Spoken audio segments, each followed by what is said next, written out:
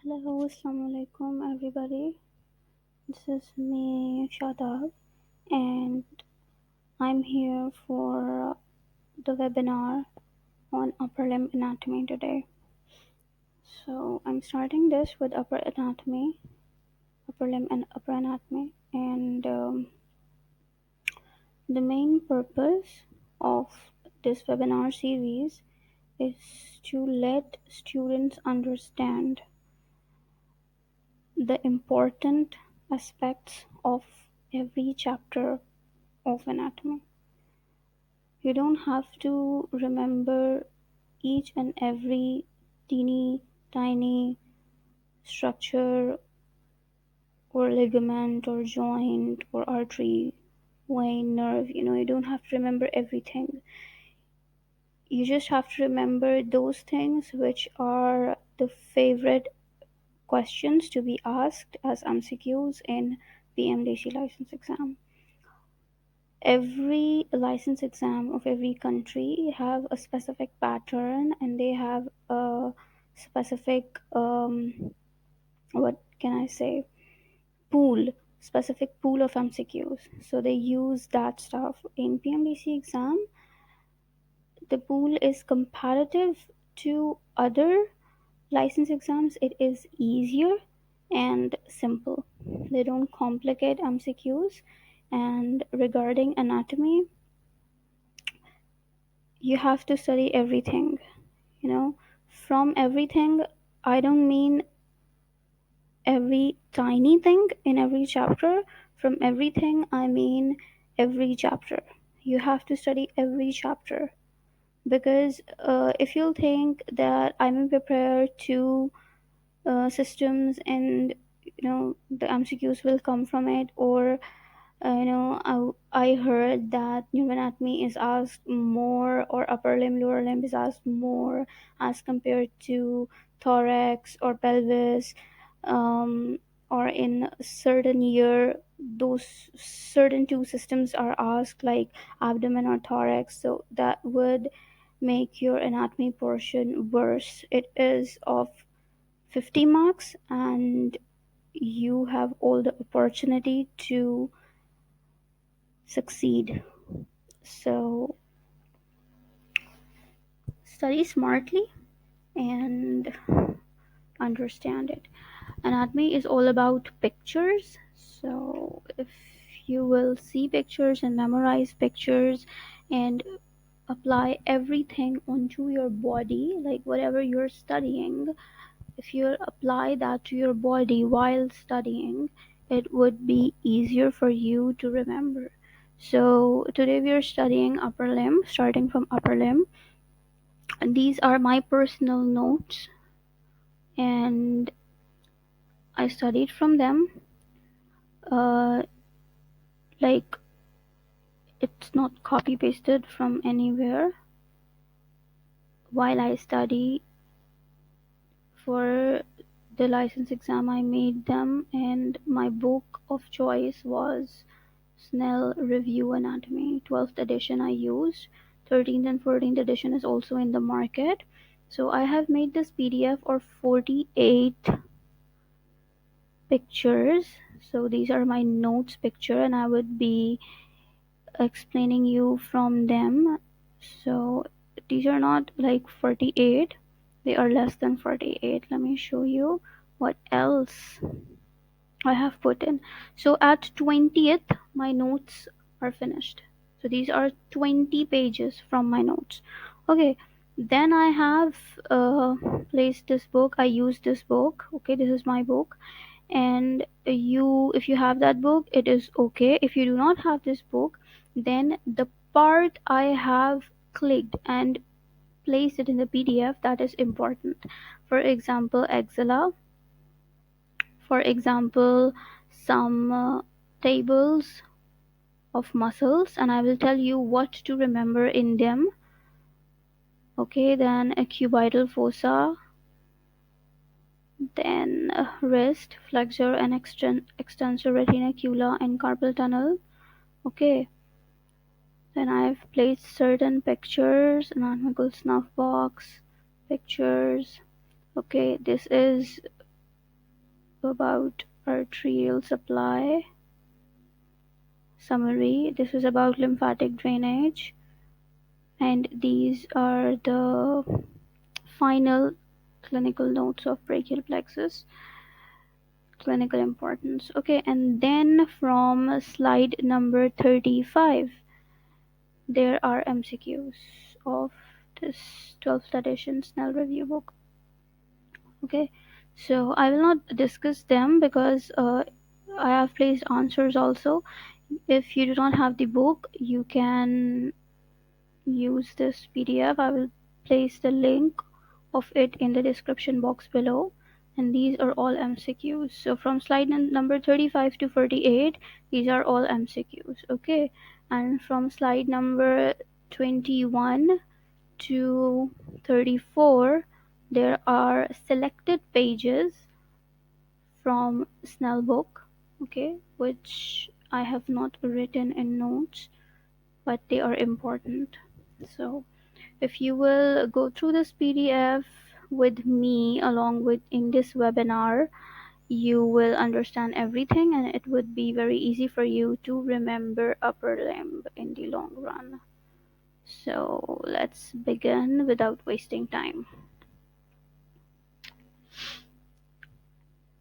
All right, I am not going to show you pictures of bones, and I'm not going to tell you the names of bones. Okay, at this particular level you should know upper limb is comprised of 40 bones, and starting from scapula and clavicle, then humerus, radius ulna. Okay, then we have carpals, we have metacarpals, we have phalanges. So uh, this is a question to ask you: how many carpals or metacarpals or phalanges do we have, right? So this is very basic, everyone should know it. Then there are borders, there are surfaces, there are grooves, there are tuberculars. There's a lot of things if we go deeper to study bones. So I'm not going into that depth because it is not asked in that depth. If you want to study for PLAB, or if you want to study for MRCS, or for any other exam like USMLE, then you have to go through each and everything, because they usually ask it that in that complex way. But in our exam it is not asked. Okay, so we will quickly move to upper limb joints. Okay, this is a table of upper limb joints. Now I have made this table like as in a summary. We have sternoclavicular joint, acromioclavicular joint, shoulder joint. Now shoulder joint is the biggest joint of upper limb, right? That we called as the ball and socket joint, right? Then the sternoclavicular joint, definitely the name tells you that it is a joint between sternum and clavicle. Acromioclavicular joint, the name tells you that it is a joint between acromion process and clavicle. Okay, then the important thing is which type of joints these are, and that you have to remember. Okay, moving to elbow joint, right? Then proximal radioulnar joint, distal radioulnar joint, because you see I have made this small picture. um, this is the distal end of humerus, and this is radius, and this is ulna. So the joint between radius and ulna over here, the proximal end of radius ulna, that will be proximal radioulnar joint. If I draw these bones long downwards, then there will be a joint at the distal end of radius ulna, that would be distal radioulnar joint. Then we have wrist joint. Okay, um, which is comprised of radiocarpal. Ulna is not, ulna does not comprised of wrist. Ulna does not make up wrist. So wrist is made up of radius, distal end of radius bone, and carpals. Okay, not all carpals, four carpals. Then intercarpal joint, कार्पो मेटाcarpal and intermetacarpal joint. ठीक है. Carpo metacarpal is between carpals and metacarpals. Intermetacarpals is between, uh, among the metacarpals. And then carpo metacarpal of thumb, that is that I placed separately because it is a very different type of joint which is not included in any of the type. So this is the summary. I will show you the pictures so it will become easy. Let's see the pictures first, then we will give it another look. Okay, starting from this picture. Okay, first of all, before starting from this picture, let me show you this picture. Okay, the word synovial.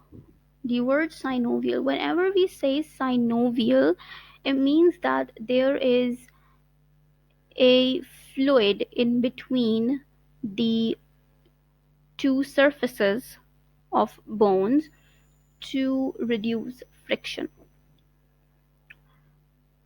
Okay, it helps in movement, keeps the joint lubricated. So this is there are a lot of synovial joints in our body. Maximum of them are synovial, and this is one of the picture from the upper limb, okay, of shoulder joint, the ball and socket joint. Now you see, this is the capsule. This blue portion is the capsule, okay, and there is synovial fluid in between them. Okay, and just leave this glenoid fossa or glenoid labrum and everything because it's for attachment purposes. I just placed this picture to show you how a capsule looks like. There is fluid running here. Okay, so just placed it to show you a synovial joint, how it looks like. You can like search it on Google also, and you will find multiple images. Okay, start from. Okay, now acromioclavicular joint. You see, this is humerus, this is clavicle. Up till here, this is clavicle, and this is scapula. So we have this acromion process, okay, of scapula, and this end of clavicle. So there is a joint in between them. It is covered by definitely ligament, but you can see this is a joint. If I'll remove this ligament, then these are two separate bones. So these bones are joined by this ligament. So this is acromioclavicular joint. Okay, now which is our next joint? Sternoclavicular joint. I think I have not placed any picture of sternoclavicular joint. It is sternum and clavicle. You see, this is the ligament specifically, but I have not placed any picture. Sternoclavicular joint.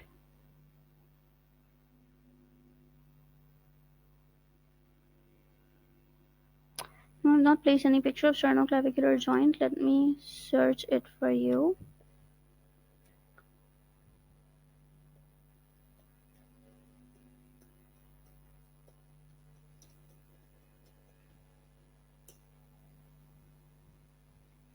Okay, let's see it here. I hope you can see it. Let me save this image so that it would become easy. I can, zoom it for you. Okay, it's not that clear. It's a bit blurry, but it's okay. You can see the picture. This is a sternoclavicular joint. Okay, this is the clavicle. This is the first rib, and this is the sternum, the manubrium sterni. Okay, this is manubrium sterni, and this is the body of sternum starting from the second rib. Okay, so this clavicle bone is joined with the manubrium sterni by certain ligaments, right? This is called sternoclavicular joint. So when two bones are connected via ligament, that makes a joint. It's not necessary that that joint should be movable. This joint is not movable. This is fixed. Similarly, acromioclavicular joint is also fixed. It's not movable. Whereas the rest of the joints in upper limb are movable, except radioulnar joints. They are also not movable. No, these this is anterior sternoclavicular ligament. Okay, then there is also a posterior one, that why they place anterior over here. But you have to just visualize it and retain it in your memory that there is a sternoclavicular joint. So now there are two joints. Okay, we have started the upper limb from sternum and clavicle. So if we talk anteriorly, then there is a sternum and the clavicle is joint. Basically, clavicle is a upper limb bone. The sternum is a thoracic bone. We study sternum in thorax region, right? So but we have to study the relation of clavicle with the sternum. So that is why we count this joint in upper limb joint, because it is connecting clavicle with sternum. So number one is sternoclavicular. Okay, the second one we have read. Just now move posteriorly from anterior to posterior. Posteriorly, if we go, we find acromioclavicular joint. Acromio word comes from acromion process of scapula, which is connected to clavicle. So acromioclavicular joint. Now we have studied two joints. Moving along, let's study the types. Now sternoclavicular joint, the interior one is a double plane joint. Okay, is a double plane. You have to remember the word double, because acromioclavicular is a single plane joint, or you can simply say plane joint. So you will you will see these two words. If an MCQ come regarding joint and its type, you will see both double plane and plane in the options, and there you will be confused. So you have to remember the interior one sternoclavicular. The interior one is double plane, the posterior one is plane, single plane. Okay, so you can remember it in any of the ways, like um, interior part is we give interior priority. It is bigger, so it is double. No, just make any idea. If you have any other idea, you can remember it by that way, but do not make a lot of mnemonics, because we have to go through a lot of mnemonics further in upper limb. And when you will be like completing this session of anatomy, then there will be a lot of it. So don't make mnemonics for everything. It gets mixed in the exams. So just remember it that way. Then acromioclavicular is single plane joint. Then we have shoulder joint, the biggest joint. I have already shown you the picture. I can show you the picture again. Okay, here you can see this is the shoulder joint. This is the humerus. Okay, this is the head of the humerus. We have a surgical head and an anatomical head. So the anatomical head of the humerus is joined to the glenoid cavity of scapula. Let me show you some other pictures. Okay, I think it is good in this one. This we also call as glenohumeral joint, because the humerus is you know attached to the glenoid cavity. So this is called glenohumeral joint. And the best thing about this joint is it has all range of motions, including circumduction. We will not go in a lot of detail. I will just give you an overview of it. Now this type of joint is ball and socket joint. Ball and socket joint. Why we call it ball and socket joint? Because it can move in all directions. It can move in all. You can flex, you can extend, you can adduct, you can abduct. Okay, you can medially rotate, you can, laterally rotate, you can do circumduction, you can perform all types of actions. It can move in whole 180 degrees, like not 180, 360 degrees. So this joint is, you know have a complete range of motion. That is why we call it a ball and socket joint. Then we have elbow joint. Elbow joint is comprised of three bones. You have the distal end of humerus, you have the proximal end of radius and ulna. Okay, for students who do not know, basically you should know, but for the ones who don't know what is proximal and distal, proximal word is used uh, for a certain part of the body, for like we apply it mostly on, limbs or bones. uh, so the part of bone that is towards the head is proximal. For example, if I am saying proximal end of radius ulna, that means the the end of radius ulna that is closer to the head, okay, and the part of radius ulna which is away from the head is distal. So where now, if you're listening to me, just close your elbow. Close your elbow. The part that is, involved in closing your elbow, the part of radius ulna bone that is involved in closing your elbow is basically the proximal end of radius ulna. And the part of radius ulna, now just move your wrist, just twist your wrist. So the part of radius ulna that is helping you twist your wrist, the part which is near that is distal. So I just gave you an example this way to make it clear what is proximal and what is distal. Okay, so this type of joint, the elbow joint, we specifically, when we're talking about the elbow joint, is hinge joint. Have you seen the um, door hinges? We have hinges behind the door. Okay, so when you open the door and when you close the door, it just move in, you know to and fro direction, only to and fro, no any other direction. You can move it to and fro. On the contrary, if we talk about a doorknob, the circular one, you can, move it in like in a circular motion, like just take it as circumduction of shoulder joint.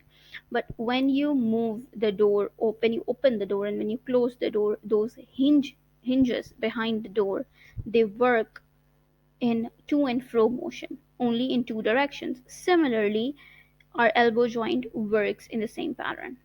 You can flex and you can extend. Now for the people who do not know what is flexion and what is extension, close your elbow, close your elbow. This is flexion. Open your elbow, like make your hand straight, that is extension. Okay, so you can flex and extend only, there are only two types of motions. Elbow joint is synovial, hinge joint. All are synovial. All are synovial. So you just have to remember all joints of upper limbs are synovial. We have a sternoclavicular, which is double plane, acromioclavicular, which is plane, shoulder joint, which is ball and socket, elbow, which is hinge. Now comes proximal radioulnar joint. I have already explained you what is proximal and distal.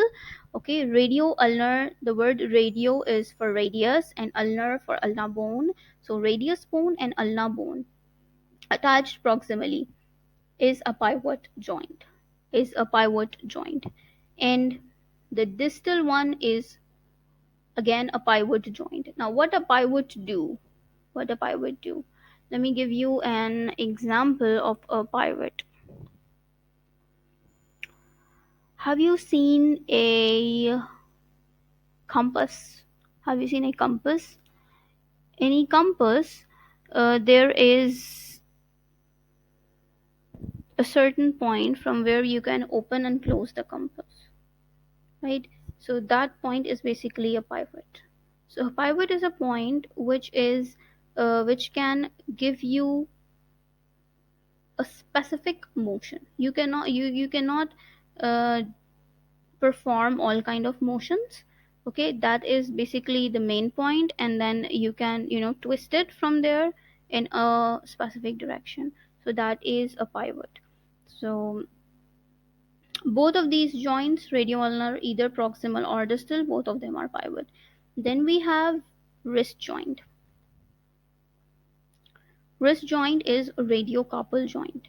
Okay, now the type is ellipsoid joint. This you have to remember. This is a very good MCQ question, that what type of joint is a wrist joint. And usually people think that wrist is comprised of radiocarpal, but they make it mix with radioulnar, and they forget this ellipsoid word. And most of the people who have not studied it, they don't know what is ellipsoid. So they have no idea about the word ellipsoid actually. So let me show you.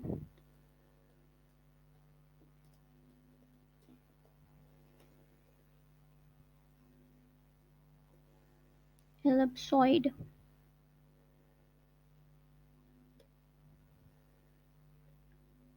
Okay, so now you see an oval shaped projection fits into oval depression, condyloid or ellipsoid joint. This is a very small picture.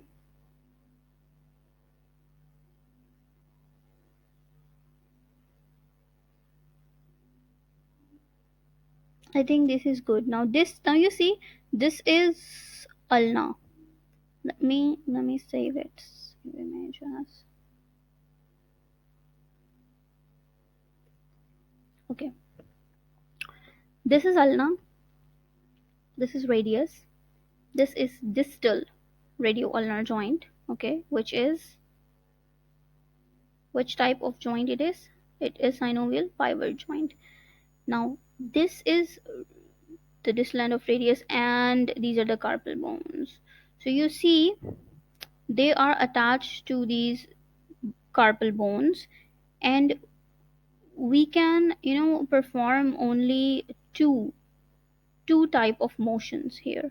Either we can flex or extend it, or we can abduct or adduct it. Okay, so because if you can flex something, you have to extend it also. So these are opposite, flexion and extension. Similarly, abduction and adduction are also opposite. Now what is abduction and adduction? Adduction is add means giving in something, adding in, add. So when you bring the part of body towards the center, uh, which we call sagittal, so you coming towards the center, then that is adduction. Okay, just move your hand away from your body, complete hand away from your body, that is abduction, and then bring that hand towards your body, that is adduction. So you can perform these two actions, abduction, adduction, and flexion and extension. So this is a biaxial joint. Okay, we call it condyloid or ellipsoid joint. You have to remember this word ellipsoid with the wrist joint, and wrist joint is composed of radius and carpal, not of ulna. You have to remember this. Ulna is not included in wrist joint. Okay, the examples are wrist and metacarpophalangeal joints. Okay, we do not have a picture of metacarpophalangeal over here because these are 8 carpals, and then these 5 are metacarpals, and then we have phalanges of the fingers. The fingers are not mentioned here. Metacarpophalangeal joints for digits 2 and 4. Digits 2 and 4 means your index finger and your pinky finger, the smallest finger. index finger and smallest finger. It also has condyloid or ellipsoid joint. Let's move back to the notes.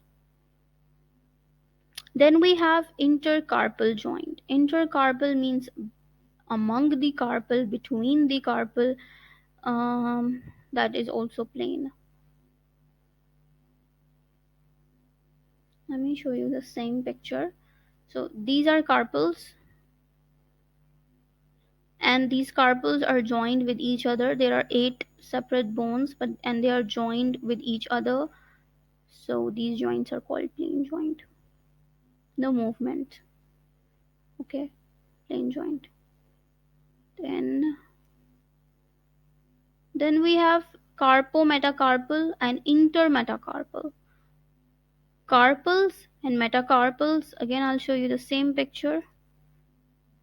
This is carpal, and this 1, 2, 3, 4, 5.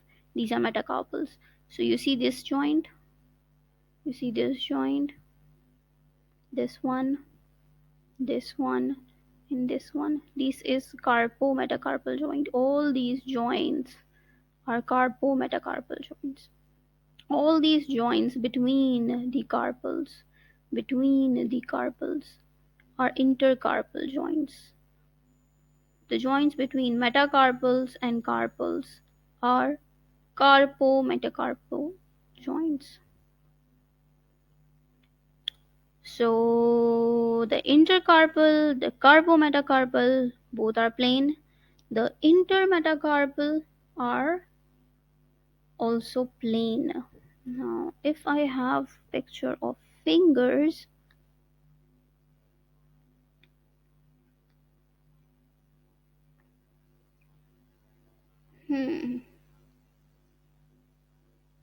I do not have a good picture, but you can see here carpals, the joint between the carpals and the metacarpals that I showed you. Here also it is mentioned, this line. These are carpometacarpal joints. Okay, then these are metacarpophalangeal joints because we have 14 phalanges of fingers. If we talk about thumb, we have 2 phalanges. This small one is number 1, this is number 2. Okay, and this a bit longer one is a metacarpal, first metacarpal. Then this is the second metacarpal, this is the third metacarpal, this is the fourth one, this is the fifth one. And these 1, 2, 3, okay, these are phalanges. So we have in total 14 phalanges, and the joints between phalanges and the metacarpal bones are called metacarpophalangeal joints. They have not shown the picture of intermetacarpal joint. Basically, intermetacarpal joints are over here. When the carpometacarpal joints are joined, these bones are also connected to each other at the base. That is intermetacarpal joint between the metacarpals. So all these 3 are plane. Okay, then we have carpometacarpal of thumb, which is very important. Carpometacarpal of thumb, this is also a very good MCQ. Carpometacarpal thumb.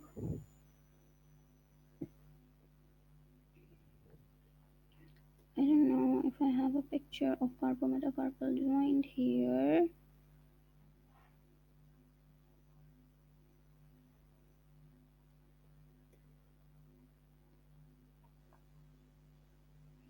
Here it is. You see, this is a thumb picture. This is the first metacarpal, and this is the carpal. So carpometacarpal joint of thumb is a saddle joint. It is a very different type of joint. This is a saddle joint. We will only see a saddle joint in upper limb in carpometacarpal. Similarly, we will only see the ellipsoid joint in the wrist. So you have to remember these 2 things. This is all about, these are all the bones of upper limb, and these are the pictures of joint. The plane joints are also called gliding joints. So if you see the word plane or gliding, it's the same. If you see the word ellipsoid or condyloid, it is the same. So this is a condyloid joint, and it, now you see this is a phalanx and this is a metacarpal, and we have read that metacarpophalangeal joint is also a condyloid or ellipsoid joint. So what it can be, of which fingers? Digit 2 and digit 5. So this can be a digit 2 or this can be a digit 5. They can show here the example of wrist as well, but they have given the example of a digit.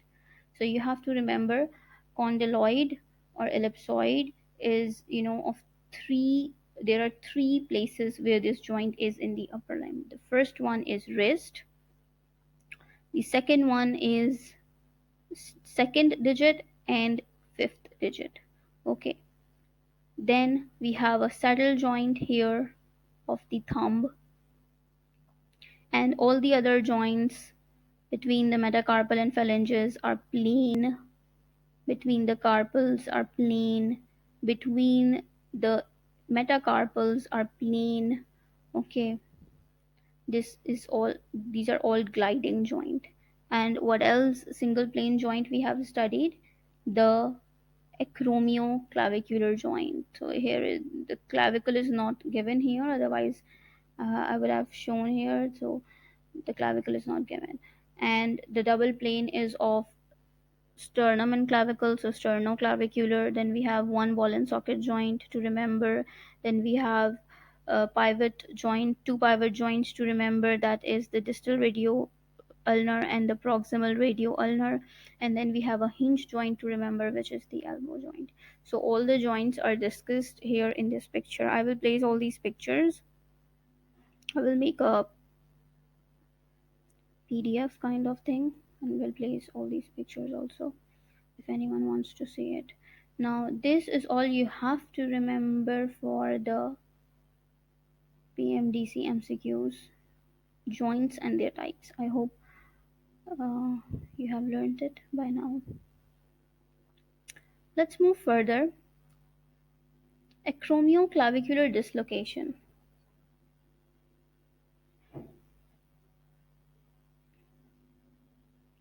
Acromioclavicular dislocation, shoulder suppression due to direct blow of a football or severe fall.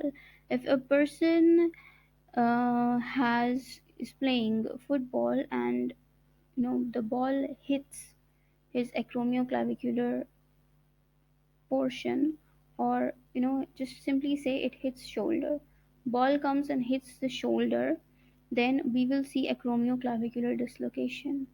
The joint between acromion process of scapula and clavicle will be dislocated because of a direct blow. That direct blow can be of football or of anything else, and also in the case of severe fall.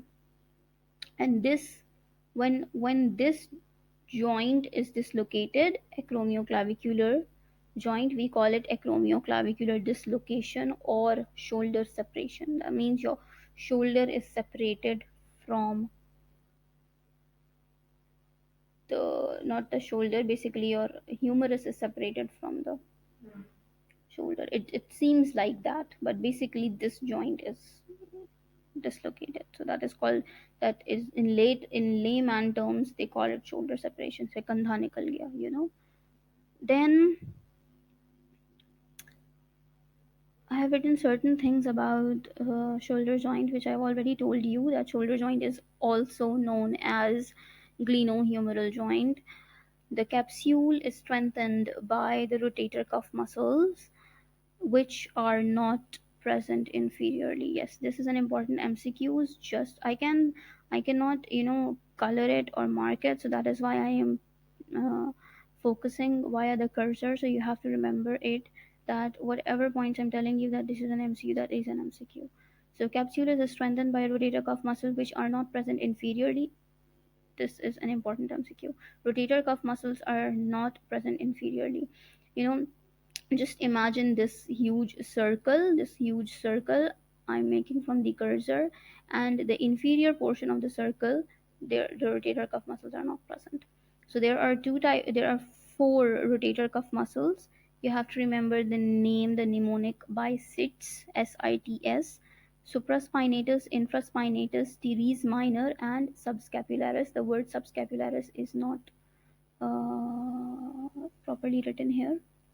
It has been cropped in the picture, so you can write it in your notes.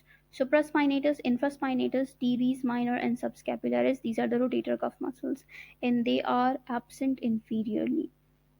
The nerve supply of all these four muscles is axillary nerve and subscapular nerve. The subscapular nerve specifically supplies to the subscapular muscle, whereas the axillary nerve supply to to the basically to the teres minor, uh, and some branches to them, but teres minor you have to remember. So the main nerve supply is axillary nerve for the teres minor. So let me show you a picture of the rotator cuff muscles. Excuse me for a second.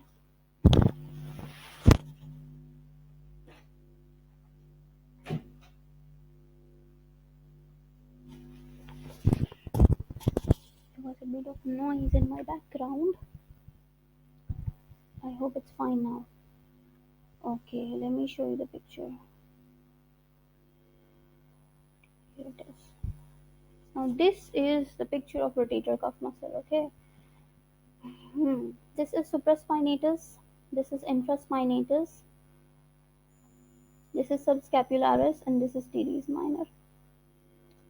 Never ever confuse in between teres minor and teres major. You will study teres major also. I will show you. It is all mentioned in my notes. So teres minor is a rotator cuff muscle, not teres major. So remember this. Now you see, superiorly supraspinatus, posteriorly infraspinatus and teres minor. So this is posterior and this is anterior. Anteriorly subscapularis, and inferiorly no muscle. There is no muscle inferiorly. So that means muscles support the bones, right, from being dislocated easily.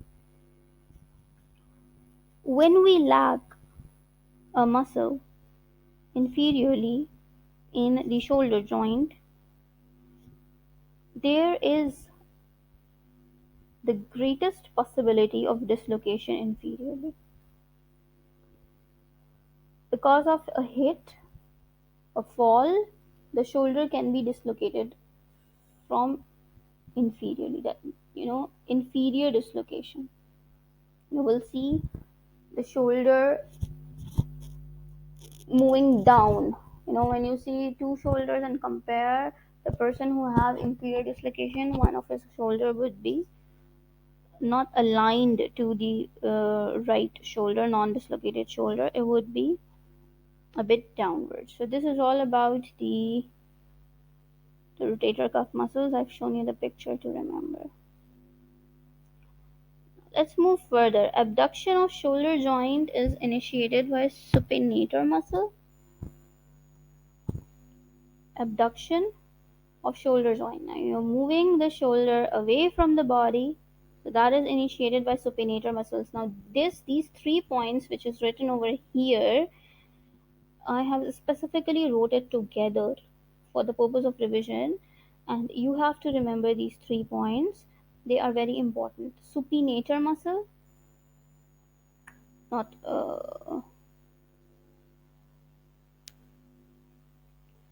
supinator muscle, deltoid, and trapezius. Supinator, deltoid, and trapezius. These muscles and their degree of abduction.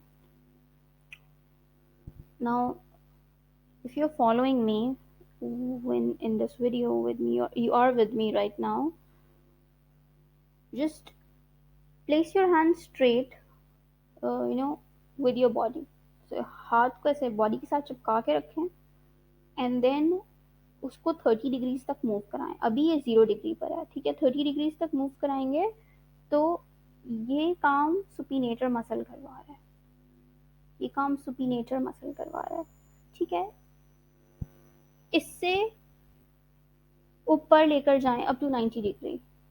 ठीक है, 0 degree नीचे था, अब 30 से 90 तक जाएं, तो आपका हाथ बिल्कुल आपकी बॉडी के साथ एक स्ट्रेट लाइन में होगा, ऐसे मतलब प्लेन में आ जाएगा, परपेंडिकुलर होगा, not parallel. Parallel is at 0 degree, ठीक है, परपेंडिकुलर हो गया है। तो ये जो 30 से लेकर 90 तक की मूवमेंट है, ये डेल्टॉइड मसल ने कराई है, जो हमारे इधर शोल्डर के पास अपर अपर आर्म पे प्रेजेंट होता है। तो उसने ये कराई है मूवमेंट डेल्टॉइड ने, और डेल्टॉइड को कौन सी नर्व सप्लाई करती है? एक्सिलरी नर्व सप्लाई करती है। So they can ask you the muscle, they can ask you the nerve, you have to remember the muscle and nerve. ठीक है, तो इनिशिएशन सुपिनेटर करवा रहा है, फिर 30 to 90 डेल्टोइड लेकर जा रहा है, नर्व सप्लाई है एक्सिलरी। देन 90 से अबव मीन्स आप 90 से हाथ को अबव द हेड लेकर जा रहे हो। यूजुअली एमसीक्यूज के अंदर it is mentioned above the head. So when you are moving your hand above the head from 90 degree onwards above the head, the muscle responsible is trapezius muscle, and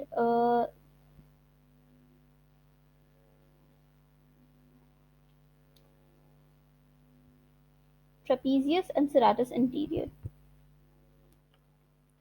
Okay, in the book it was definitely mentioned. So we you can check it also. Okay, I am a bit confused here. You can check it also. So 90 degrees and above, trapezius and serratus anterior, right? It is going above the head. So this is how you need to remember it. Now let's move further. Oh, wait. Okay, I have been searching in the book and the picture. It is written correctly. So this is also a image I found on Google. First 15 degrees is via supraspinatus muscle. You see, this is at 0 degree, and this up to this black line, this is at the first 15 degrees. You know, I have written 30 degrees, here it is written 15 degrees. Actually, it is up to the books. If you will like kind of find it in Kaplan anatomy, you will see 0 to 15 degrees. But when you will see in Snell's review, you will find it 0 to 30 degree. So it's like 15 to 30. Just keep in mind, if it says initiation, abduction is initiated, so you have to go with supraspinatus. Okay, if they are saying properly saying 0 to 15 or 0 to 30, then again supraspinatus. But if they're saying 0 to 90 degree, yeah, or up to 90 degree, only when the word 90 comes, you know then deltoid, and then you have to remember axillary nerve. If they can make a case that there is an axillary nerve injury, and in the case of axillary nerve injury, you know which type of, the person falls and had an injury. Okay, now the person came to the hospital and he cannot move his hand. He can initiate abduction, but then he cannot you know move further or further abduct his hand. Then you have to remember they are talking about deltoid. Or it can be like the person is having difficulty in initiation, he is abducting his hand with the assist of another hand, and then he can move his hand further independently, with no assistance. So then they're talking about supraspinatus. So this is how MCQs are made on these things. Then beyond 90 degree anterior, see, this is trapezius and serratus anterior. There are two types of muscles. This is the serratus anterior muscle. Okay, and these are the trapezius muscle. This is deltoid. This is deltoid muscle. This is a trapezius. So you have to remember this picture along with whatever it is written over here. So this is very important. Then long head of bicep brachii enter the capsule. This is again an MCQ. While studying from Snell, there are certain points that can click as an MCQ, so I have written it over here. However, it has not been asked in the exam so far. But you have to remember bicep brachii has basically two ends, a short head and a long head. So the long head is the head that enters the capsule. I can show you the picture also.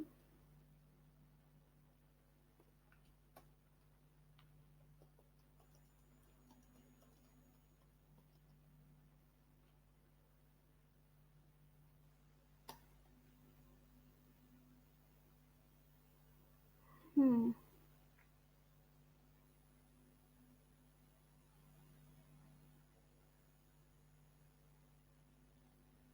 This is a good picture. You see, this is a short head and this is a long head. So it is entering the capsule. It is going from here to here. It is entering the capsule. So the long head of biceps brachii enters the capsule. Okay.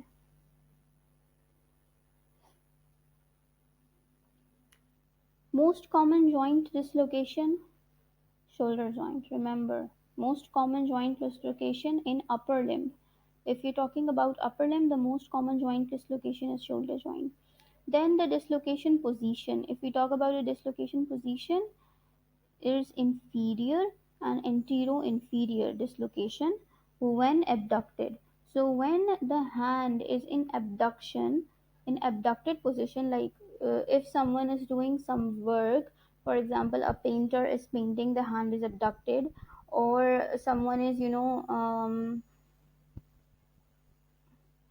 plucking some fruit from the tree, the hand is in abducted. So whenever the hand is in abducted position while doing any kind of work, and because of any traumatic injury or reason or fall, in when in abducted position, if there is dislocation, that would be inferior or antero inferior. But when we talk about a hit from the front, like anteriorly, we are not talking about abduction or adduction or any other thing. It's like ball came and it hits from the front. So when it is, there is a hit on the shoulder from the front, the dislocation would be posterior. But posterior dislocation is seen in very rare cases. So if an MCQ comes like this, that there is a hit from the front, and in the options inferior and posterior is given, you have to mark posterior. But if posterior is not given, then you have to mark inferior. ऐसा नहीं करना है कि अपनी मर्जी से एक option बना देना है वहाँ पे. तो if posterior is not given, then you have to go with inferior, or you have to go with antero-inferior. So just remember the word inferior and antero-inferior in dislocation of shoulder joint. Definitely. Okay. Nerve damage. Which nerve would be mainly damaged? Definitely axillary nerve would be mainly damaged because it supplies so many muscles. Okay, and deltoid is the major muscle of abduction. The hand was abducted. Deltoid muscle is the major uh, muscle of abduction. So axillary nerve is the nerve which is mainly damaged. If we talk about the downward displacement, ठीक है, जैसे कि inferior की बात हुई थी, inferior or downward displacement, then radial nerve will be damaged. So you have to remember two nerves.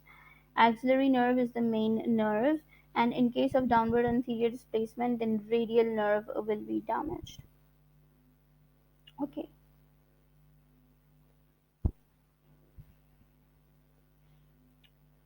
Deltoid. Okay, what is axillary nerve? When axillary nerve is damaged, what happens? Because axillary nerve supplies deltoid muscles, so there will be a deltoid paralysis. That means abduction loss from 30 to 90 degrees as per Snell, and 15 to 90 degrees as per Kaplan anatomy. So remember the function of axillary nerve with respect to the deltoid muscle and what action would be lost. जो function होता है muscle का, ठीक है, जब उस muscle की paralysis हो जाएगी तो वो फंक्शन लॉस हो जाएगा. तो डेल्टॉइड का फंक्शन है एब्डक्शन करवाना फ्रॉम 30 to 90 और फ्रॉम 15 to 90. ठीक है, तो When the deltoid will be paralyzed, you will see abduction loss, and the nerve responsible is axillary nerve. What else happens? Loss of sensation over the lower half of deltoid, because you know axillary nerve is not only a motor nerve, it is also a sensory nerve. So जब भी हम कोई nerve supply पढ़ते हैं तो you have to check it out कि वो सिर्फ मोटर है या वो सेंसरी भी है. अगर वो मोटर है तो सिर्फ फंक्शंस लॉस होंगे, like movement functions, okay. But अगर वो सेंसरी भी है तो सेंसेशन लॉस भी होगा, that is like the feel, the touch, okay, that sensation वो भी लॉस हो जाएगी. तो डेल्टॉइड जो है वो क्योंकि सॉरी एक्सिलरी क्योंकि सेंसरी भी है, तो डेल्टॉइड का जो लोअर हाफ होता है उस पे सेंसेशन लॉस होगी, जिसको हम रेजिमेंटल बैक साइन भी कहते हैं. ठीक है, इसको हम रेजिमेंटल एरिया कहते हैं. रेजिमेंटल एरिया क्यों कहते हैं? क्योंकि जो आर्मी पीपल होते हैं वो अपने हाथ पे, आर्म पर जो है वो बाजू पे एक बैज लगाते हैं, तो वो बैज बेसिकली उनका लोअर डेल्टॉइड पर प्रेजेंट होता है, तो उस एरिया, और वो उसको रेजिमेंटल बैज कहते हैं, तो इस वजह से इस एरिया का नाम पड़ गया रेजिमेंटल एरिया. और जब सेंसेशन लॉस होती है यहाँ पर तो एक साइन मिलता है जिसको हम रेजिमेंटल बैक साइन कहते हैं. ठीक है, तो अगर मेरे पास पिक्चर है तो मैं दिखा देती हूँ.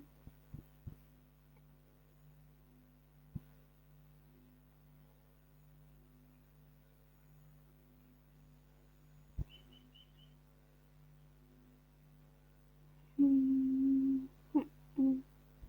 No, I do not have a picture. Let me search it.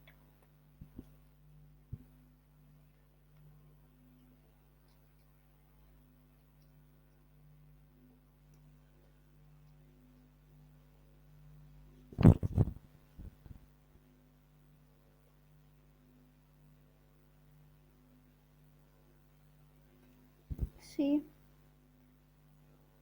this, ये इन्होंने लोअर डेल्टॉइड बनाया है. ठीक है, this is called regimental badge area.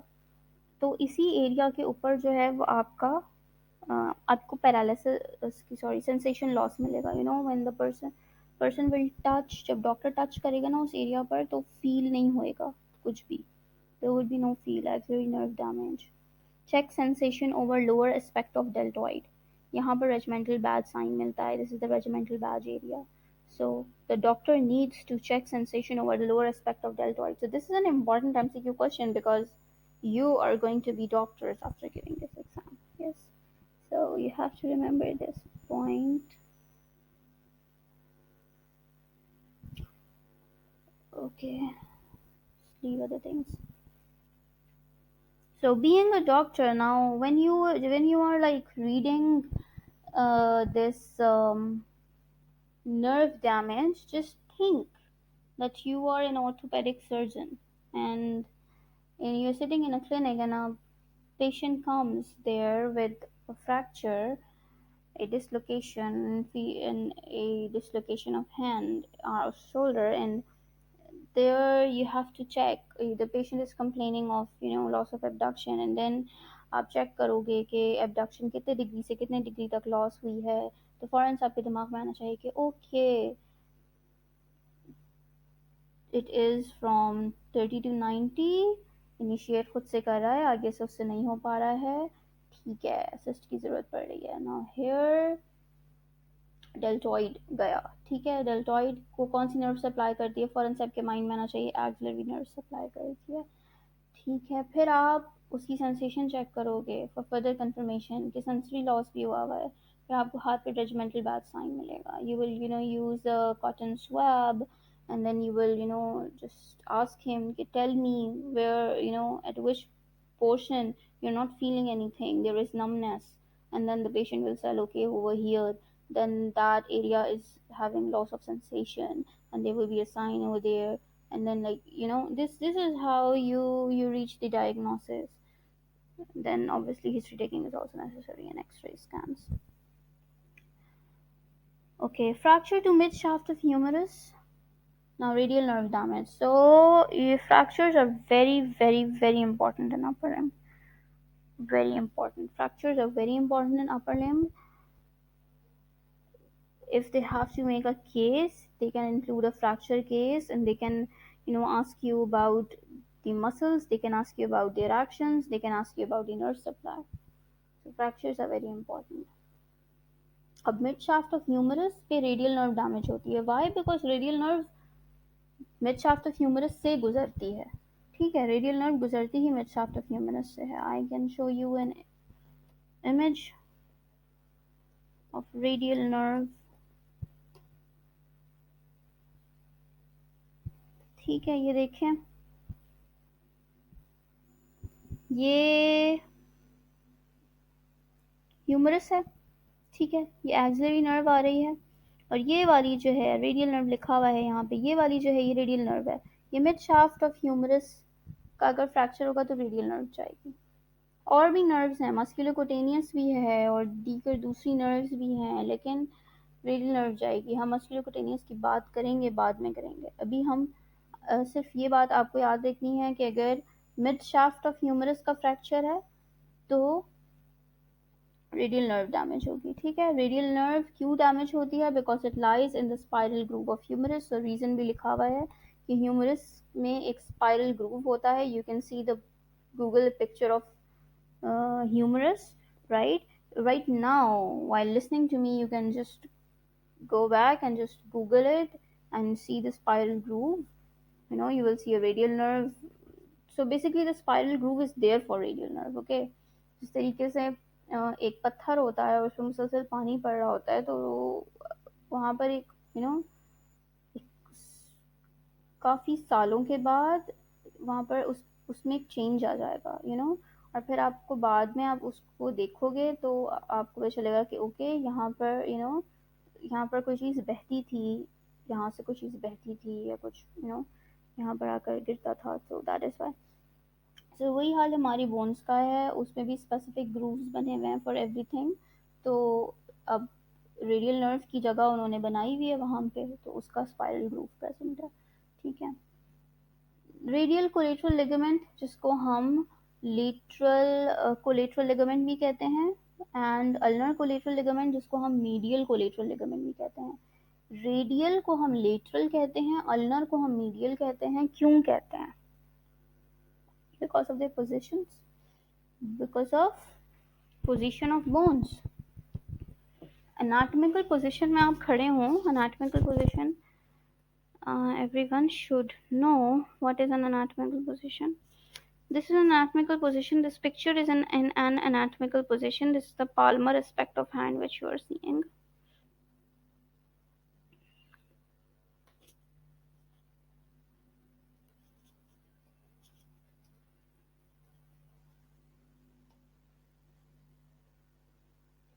This is the anatomical position, okay?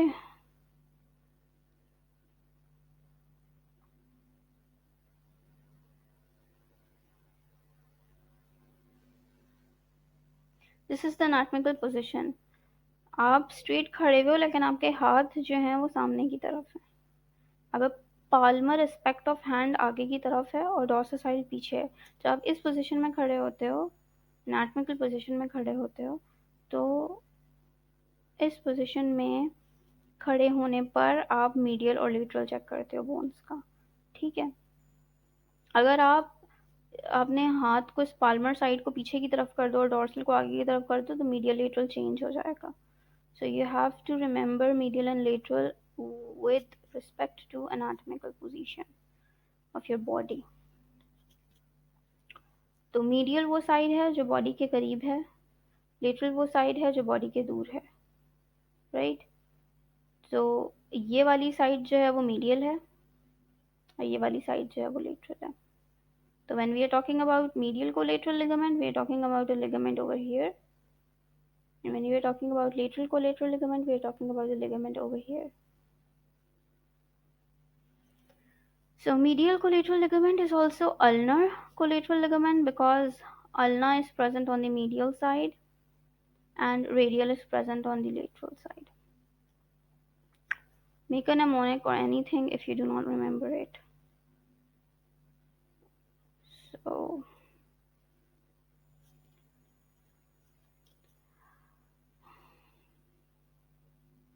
I have written here have close relation to ulnar nerve. So I have a picture, I guess. Very nice picture actually.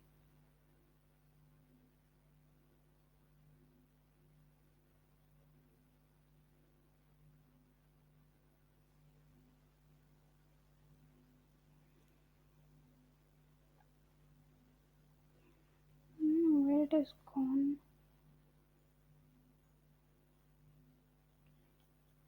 Okay, see this.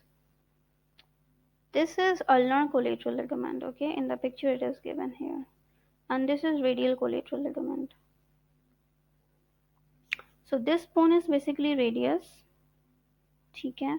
और यहाँ से देखेंगे तो this bone is ulna. और ये ऊपर आपका humerus है. तो ह्यूमरस के भी ना दो एंड्स होते हैं, ठीक है? If you guys remember, in the upper page I have mentioned something. C and T, R and U. So R and U तो समझ आ रहा है. This is radius and this is ulna. Okay. Medial side and lateral side. Okay. But this C and T, capitulum and trochlear. Trochlea. Okay, so capitulum and trochlea. So these is the names of the sides of humerus. So you can like Google humerus bone, and there comes the labeling. It is very nice to study anatomy with pictures. The lecture would be long definitely, but it is good if you remember it with pictures. So capitulum तो उन्होंने mention कर ही दिया है. ये capitulum है और ये side ये ट्रॉक्लिया कहलाता है, ठीक है? कैपिटुलम है और ट्रॉक्लिया है. तो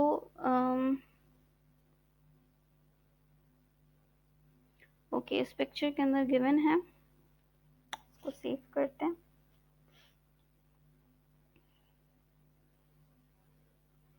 this is capitulum, this is trochlea. ये पूरी ह्यूमरस बोन बनी हुई है.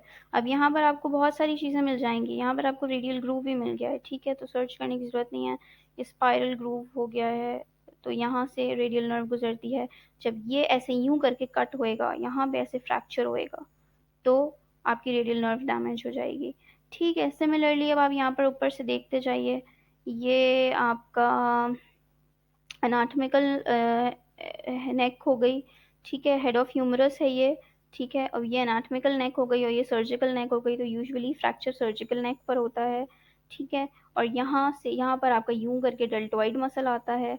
तो वो deltoid muscle axillary nerve supply कर रही होती है. फ्रैक्चर होता है, एक्सिलरी नर्व डैमेज हो जाती है, डेल्टोइड मसल की पैरालिसिस हो जाएगी, एब्डक्शन लॉस हो जाएगा, ठीक है? From 30 to 90 degrees.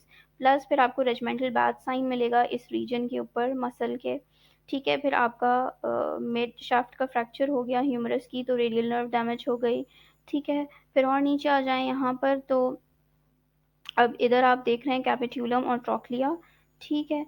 ये क्या कहते हैं आपकी डॉर्सल साइड है बोन की, और ये सॉरी ये हाँ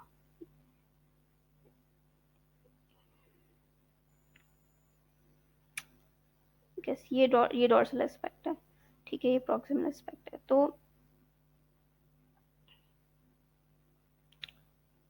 this is how it will work. अब कैपिट्यूलम और ट्रॉक्लिया देख लिया, तो जो ट्रॉक्लिया है उससे आकर अल्ना अटैच होगी. मैंने वहां पर उर्दू में लिखा हुआ भी है टू, टी यू. तो ट्रॉक्लिया का टी हो गया और अल्ना का यू हो गया. तो आप टू करके भी याद रख सकते हैं कि ट्रॉक्लिया के साथ अल्ना अटैच होती है और कैपिटुलम के साथ रेडियस अटैच होता है, ठीक है? वापस से चलते हैं पेज नंबर 2 पे.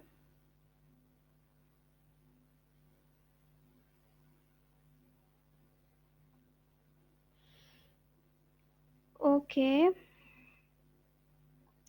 तो यहाँ तक कहानी समझ में आ गई, ये सब जो लिखा हुआ है। अब नर्व सप्लाई क्या होगी? Median, ulnar, radial, musculocutaneous. अभी कितनी सारी नर्व्स हो गई हैं, इसको समझिए। ये याद किस तरीके से रहेगा? सारी करीबी नर्व्स अपनी अपनी ब्रांचेस दे देंगी। ऊपर अभी पढ़ रहे थे तो सिर्फ एक्सिलरी नर्व पढ़ा था, ठीक है। यहाँ पर सिर्फ एक्सिलरी पढ़ा था और रेडियल पढ़े था डाउनवर्ड डिस्प्लेसमेंट में सिर्फ, मतलब मेन एक्सिलरी थी नर्व डैमेज के केस में। लेकिन यहाँ पर अगर एल्बो की तरफ कुछ हो जाता है और यहाँ पर डैमेज होता है तो सारी नर्व्स का कुछ ना कुछ जाएगा। और इस रीजन को तकरीबन सारी नर्व सप्लाई करती हैं, क्योंकि हमें पता है कि ऊपर से एक्सिलरी आती है, फिर वो नीचे ब्रेकियल में कन्वर्ट हो जाती है। किस लेवल पे कन्वर्ट होती है ये सब हम बाद में बात करेंगे, ठीक है। एक्सिलरी ब्रेकियल में कन्वर्ट हो गई, फिर ब्रेकियल आगे जाके दो में हो जाएगी, ठीक है, रेडियस और अल्नर, ठीक है।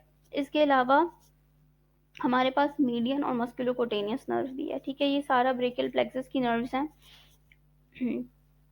तो मारमू हम कहते हैं, 5 हमारे पास मेन नर्व्स हैं ब्रेकियल प्लेक्सस की। वैसे तो और भी बहुत सारी हैं और तकरीबन सारी ही पढ़नी है, लेकिन मारमू करके एक निमोनिक है ये, जिसमें मस्कुलोकुटेनियस आ जाती है, एक्सिलरी है, रेडियल है, मीडियल है और अल्नर है, मारमू, ठीक है। तो एक्सिलरी हम ऊपर पढ़ चुके हैं, बाकी के जो लेटर्स रह गए हैं वो सारी नर्व सप्लाई जो है वो इस रीजन पर है, ठीक है। सारी नर्व्स करीब करीब होती हैं तो ये अपने अपनी ब्रांचेस दे देती हैं। आगे चलते हैं।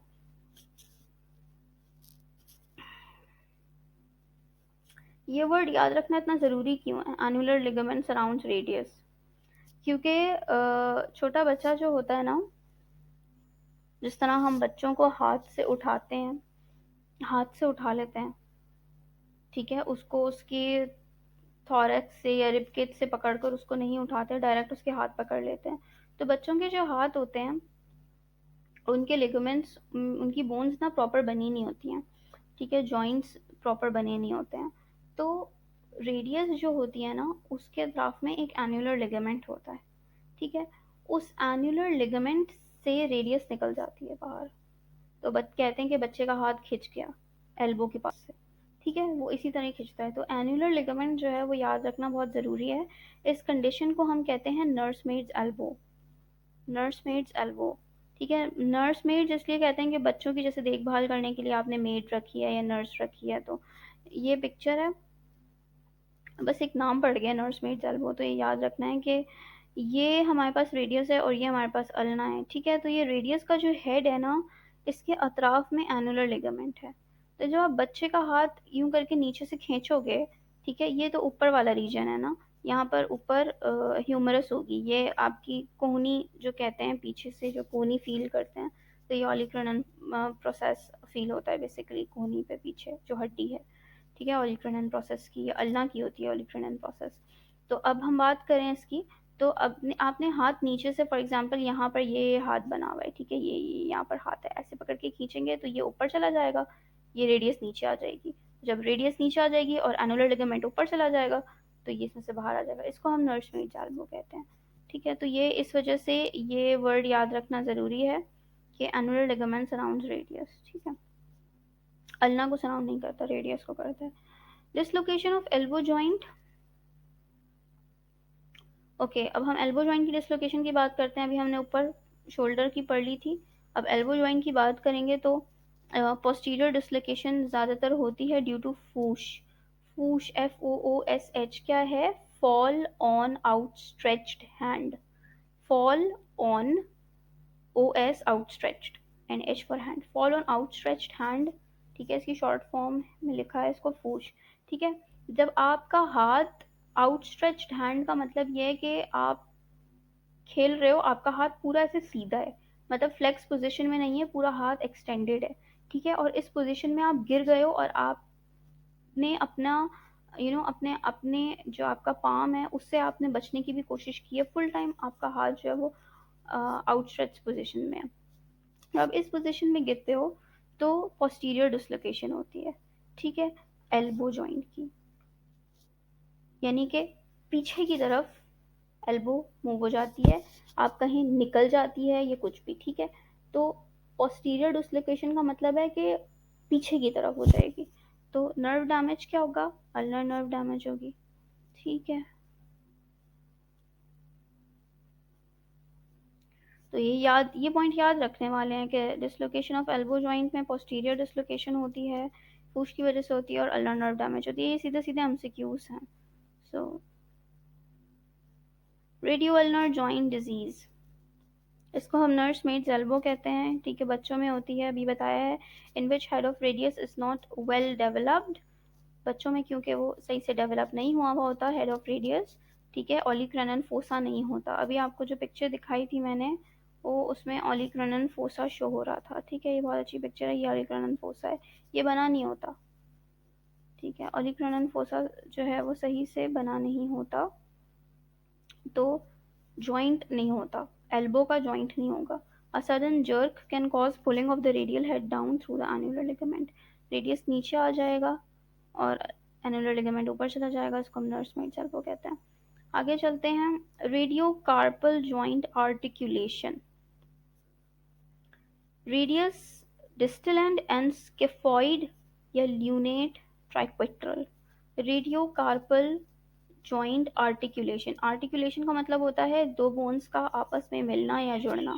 ठीक है, अब radio carpal joint means radius हो गई, और कार्पल जॉइंट ये आपको पहले भी दिखाया है पिक्चर के अंदर के रेडियस बोन और नीचे कार्पल्स के साथ ज्वाइन हुई हुई है। Let me show you once again.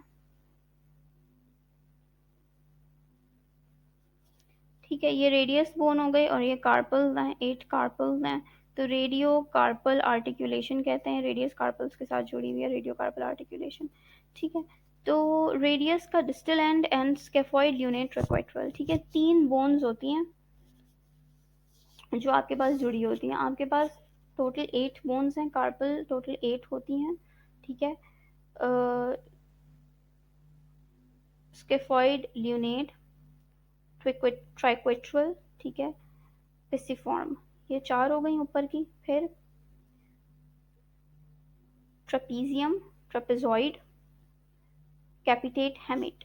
Okay, ये हमारे पास टोटल 8 बोन्स हैं, जिसमें से जो ऊपर की 3 बोन्स हैं, स्केफॉइड ल्यूनेट ट्रैक्वेट्रल, ये तीनों रेडियस के साथ जुड़ी होती हैं, पिसिफॉर्म नहीं होती। प्रॉक्सिमली 4 कार्पल बोन्स हैं, scaphoid lunate triquetral and pisiform. T याद रखना है क्योंकि 3 बोन्स के नाम टी से आते हैं, ट्राइक्वेट्रल, ट्रपीजियम एंड ट्रपेजॉइड। तो ट्राइक्वेट्रल जो है ना वो ऊपर की बोन होती है। मैंने इसको ऐसे याद रखा था कि स्केफॉइड, ट्राइक्वेट्रल और ल्यूनेट 3 है, तो हमारे पास वो वाला टी है जिसके आखिर में एल आता है, क्योंकि नेक्स्ट बोन ल्यूनेट है।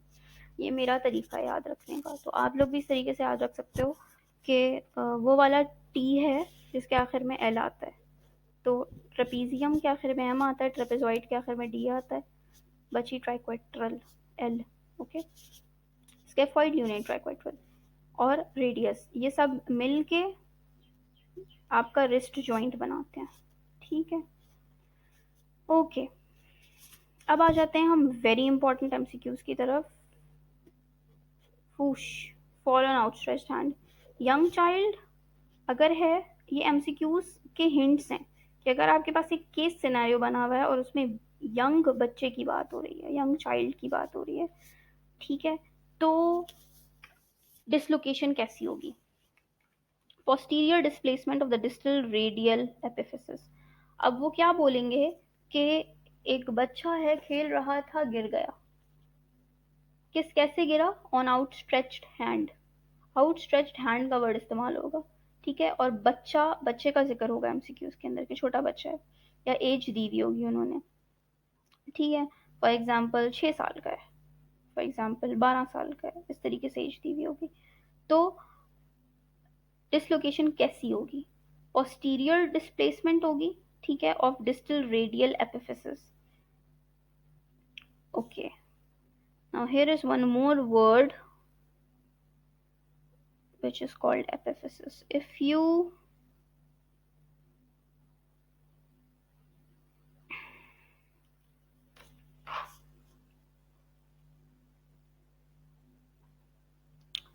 ये जो है ना बोन, ये तो वैसे ह्यूमरस है लेकिन मैं आपको वैसे ही बता रही हूँ।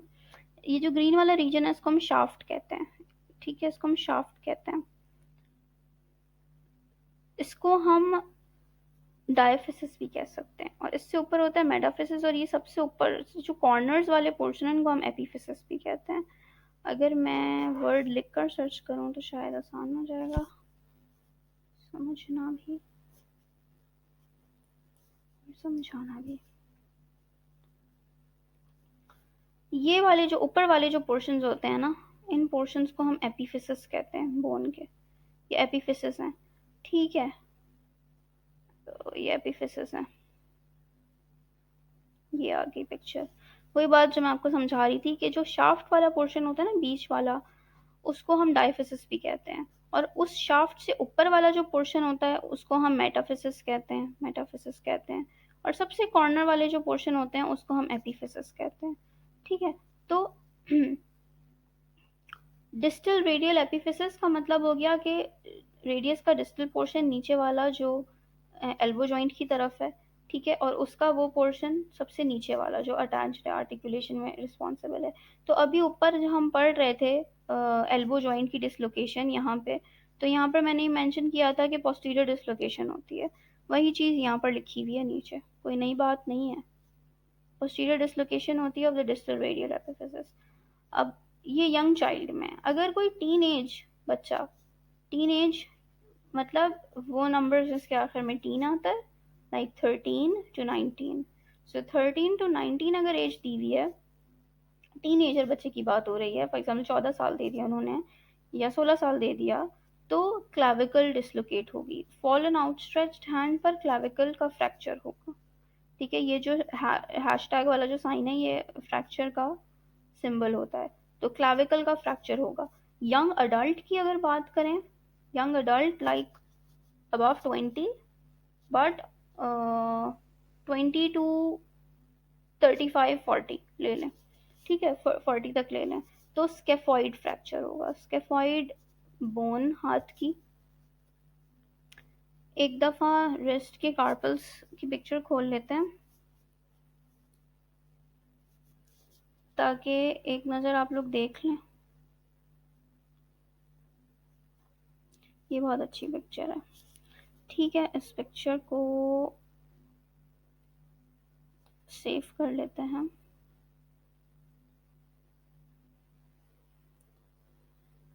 कहाँ पे सेव हो रही है, अच्छा ठीक है, एक ये पिक्चर भी अच्छी है, इसको भी सेव कर लेते हैं।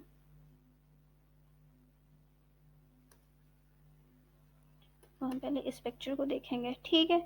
इन्होंने सिंबल्स लिखे हुए हैं ना तो समझने में आसानी है। अब ये स्केफॉइड है, ठीक है, ये आपका थंब है, ये फर्स्ट मेटाकार्पल है, ठीक है, ये सेकंड है, ये थर्ड है, ये फोर्थ है, ये फिफ्थ है। तो पिक्चर से अंदाज़ा हो रहा है ये थोड़ा सा इस तरफ खुला हुआ है, थोड़ा सा ये गैप ज़्यादा है, ये थंब का है। तो थंब जो होता है वो एनाटॉमिकल पोजीशन में लेटरल होता है, ये लेटरल साइड है, ठीक है, और जो पिंकी फिंगर है जो सबसे छोटी उंगली है वो मीडियल साइड पर प्रेजेंट होती है। तो स्केफॉइड जो है वो लेटरल साइड पर प्रेजेंट है, ये चीज़ याद रखनी है, स्केफॉइड लेटरल साइड पर प्रेजेंट है। तो स्केफॉइड, ल्यूनेट, ट्रैक्वेट्रल, पिसिफॉर्म, ये चार बोन्स हो गई। इन चार में से स्केफॉइड, ल्यूनेट और ट्रैक्वेट्रल, ये तो क्योंकि पिक्चर बनाई हुई है इन्होंने ऐसे, एग्जैक्ट हाथ नहीं है, वरना ये तीनों बोन्स जो हैं ये रेडियस के साथ जुड़ी होती हैं, ठीक है, पिसिफॉर्म नहीं होती। फिर नीचे आ जाएं तो hamate cap, trapezium, trapezoid, TM trapezium, TD trapezoid, कैपिटेट और हेमेट, ये बोन्स जो हैं ये नीचे की तरफ हैं, ठीक है। तो हम बेसिकली क्या पढ़ रहे हैं कि जो टीनेजर्स होते हैं जब वो आउटस्ट्रेच्ड हैंड पर गिरते हैं तो फ्रैक्चर स्केफॉइड बोन का आता है, ठीक है, फ्रैक्चर किसका आता है, स्केफॉइड बोन का। अगर young adult, sorry I made a mistake, sorry, हम जब यंग अडल्ट की बात करते हैं वो जब आउटस्ट्रेच हैंड पर गिरता है तो स्केफॉइड का फ्रैक्चर आता है। अब हम टीनेजर्स की बात करते हैं, जब वो आउटस्ट्रेच हैंड पर गिरेंगे तो क्लाविकल का फ्रैक्चर होगा, ठीक है। जब हम बात करते हैं यंग चाइल्ड की, छोटे बच्चों की बात करते हैं, जब वो गिरते हैं आउटस्ट्रेच हैंड पर तो एल्बो जॉइंट में पोस्टीरियर डिसलोकेशन होती है, ठीक है, ये 3 MCQs हो गए। अब आ जाते हैं चौथे पर, एल्डरली। एल्डरली पॉपुलेशन जब गिरती हैं, जैसे बूढ़े लोग यूजुअली वॉशरूम वगैरह में गिर जाते हैं, बहुत सारे केसेस ऐसे होते हैं, तो कोलीस फ्रैक्चर हम उसको कहते हैं। ठीक है, कोलीस फ्रैक्चर, डिनर फोक डिफॉर्मिटी। कोलीस फ्रैक्चर बहुत इंपॉर्टेंट फ्रैक्चर है ये, और इस पर एमसीक्यूज लास्ट एग्जाम में भी आए थे। जो दिसंबर 2019 का एग्जाम हुआ था, अभी रिसेंट लास्ट एग्जाम, तो उसके अंदर ये एमसीक्यूज आया हुआ था। I was a candidate of that exam. ये पिक्चर बहुत अच्छी है समझने के लिए।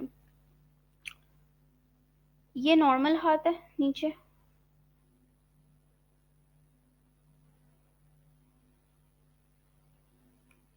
ये भी नॉर्मल नहीं है, ये बेसिकली स्मिथ बनाया हुआ है नीचे इन्होंने।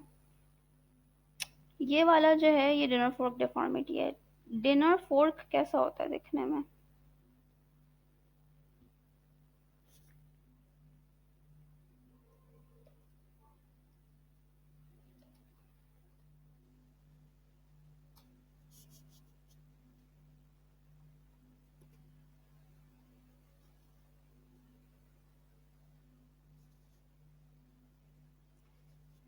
ये डिनर फोर्क है, ये यूं करके आ रहा है और ऊपर से यूं करके चमचा का जो हिस्सा है ना कांटे का, वो उभरा हुआ है इधर से। इसी को इमेजिन कर लें कि ये हाथ है हमारा, तो देखें ये कांटे की तरह हो जाता है, डिनर फोर्क डिफॉर्मिटी। ये वाला पोर्शन आपका आगे का हो गया, ठीक है, कांटा ये उभार आया और ये नीचे पूरा जा रहा है, तो ये डिनर फोर्क डिफॉर्मिटी कहलाती है। इसमें होता क्या है, ये जो आपका डिस्टल एंड है ना रेडियस का, ये यहाँ पर फ्रैक्चर आता है और ये हिस्सा ऊपर की तरफ हो जाता है, आपकी बाकी की रेडियस नीचे हो जाती है और एंड इसका ऊपर हो जाता है। अब अगर मेरे पास कोई पिक्चर है तो मैं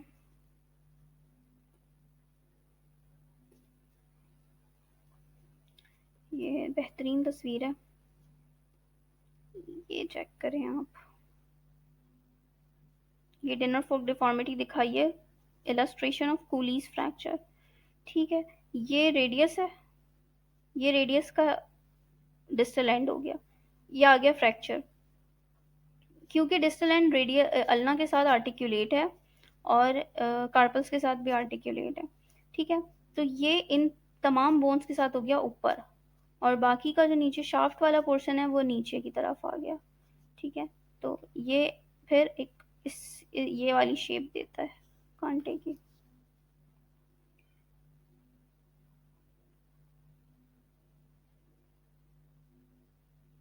ठीक है, ये फिर अल्ना दिखाया है, इसको छोड़ दें। तो इसको हम कोलीज फ्रैक्चर कहते हैं, डिनर फोक डिफॉर्मिटी। एक और फ्रैक्चर होता है जिसको हम स्मिथ्स फ्रैक्चर कहते हैं।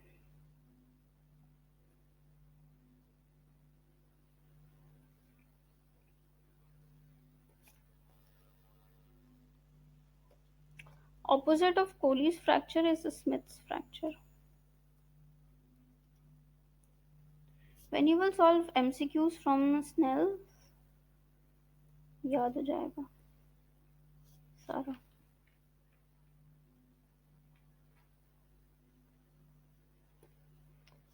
We are not, because we are not doing this online, otherwise I would have asked you this question कि अगर ये outstretched hand है तो ये कौन सी पोजीशन है? It's not outstretched, ये फ्लेक्स्ड पोजीशन में गिरा है बंदा, ये इसकी जो रिस्ट है ये फ्लेक्स हुई भी है, ठीक है, एंगल कम है, दोनों एक दूसरे के करीब है, यहाँ पे दूर है, ये एक्सटेंडेड पोजीशन है, तो ये आउटस्ट्रेच्ड हैंड पर गिरा है एडल्ट, एल्डरली, तो दिस इज कोलीज फ्रैक्चर आउटवर्ड, ठीक है, और ये स्मिथ्स फ्रैक्चर है इनवर्ड, हाथ की पोजीशन इनवर्ड है, ये इसका फ़र्क है। तो इसमें क्या होता है कि इसमें डिनर फोर्क नहीं बनता इसमें। इस डिफॉर्मिटी को कहते हैं garden spade deformity.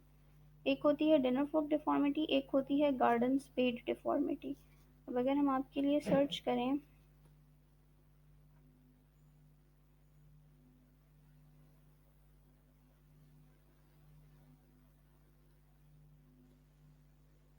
Garden spade deformity, तो ये क्यों इस तरीके से हो रहा है?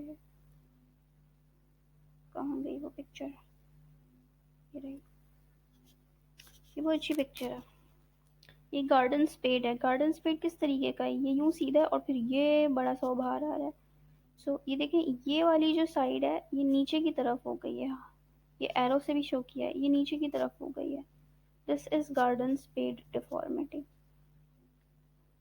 अब बोलेंगे डिनर फर्क में भी यहाँ से ऊपर की तरफ ही उभार आता है, ये उभार तो ऐसे ही आएगा, लेकिन ये जो फर्क यहाँ पे आ रहा है ना, दिस मैटर्स। क्योंकि अगर आप इसका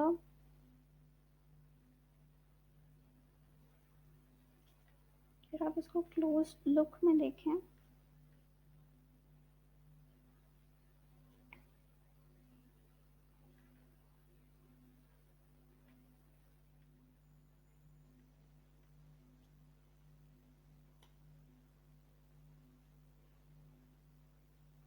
ये है स्मिथ फ्रैक्चर।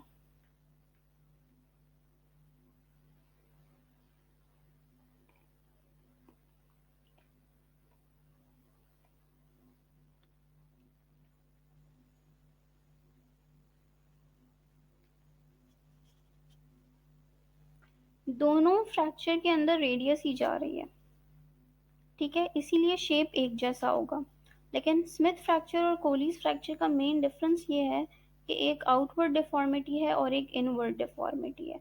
तो स्मिथ फ्रैक्चर एक इनवर्ड डिफॉर्मिटी है और कोलीज फ्रैक्चर एक आउटवर्ड डिफॉर्मिटी है। ठीक हो गई बात? तो ये जो फूश से रिलेटेड एमसीक्यूज हैं ये बहुत इंपॉर्टेंट है, केस बना के पूछते हैं। मक देम अप। अच्छा जी, अब हमारे पास पेक्टोरल रीजन और एक्सिला स्टार्ट हो गया है। मेरा ख्याल है कि पेक्टोरल रीजन और एक्सिला को अभी ड्रॉप कर देते हैं, छोटा सा है बहुत ज़्यादा। ये सिर्फ 2 ही पेजेस पर है ना, ये 2 पेजेस पे ख़त्म है। ठीक है, ये थोड़े से पॉइंट्स लिखे हुए हैं यहाँ पे। अभी हम थोड़ा सा अपर लिम्ब के मसल्स की तरफ चलते हैं। बीच में से पेज नंबर 4, 5, 6 मैंने छोड़े हैं, उनको हम कंटिन्यू करेंगे बाद में। ठीक है, अभी हम इस तरफ आ जाते हैं मसल्स की तरफ। ओके, ये वही बात है जो मैं बोल रही थी कि ये याद रखना बहुत ज़रूरी है। हमारे पास टीरीज माइनर होता है, टीरीज मेजर होता है, पेक्टोरलिस माइनर होता है, पेक्टोरलिस मेजर होता है। ये बहुत इंपॉर्टेंट है एमसीक्यूज। टीरीज माइनर, जैसे कि मैंने पहले बताया कि ये रोटेटर कफ मसल है। टीरीज माइनर पिक्चर में भी दिखाया था, rotator cuff muscle teres minor है। टीरीज माइनर ये रोटेटर कफ मसल है, ठीक है, मैंने पिक्चर में भी दिखाया था। तो ये सब बंद कर देती हूँ।